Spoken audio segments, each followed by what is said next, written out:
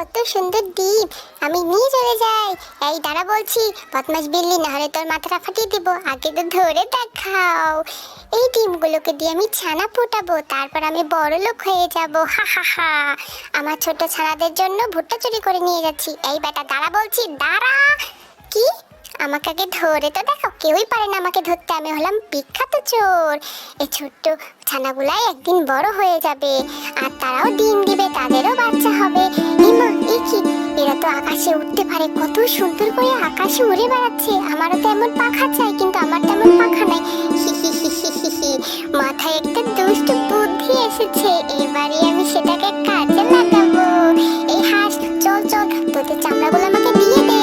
হি হি হি হি। তোদের চামড়া দিয়ে আমি আমার সুন্দর পাখা বানাবো। এই তোমার সুন্দর পাখা, এখন আমি আকাশে উড়ে বেড়াবো। আকাশে বাতাসে চল, সাথে উড়ে চল, হাই হা।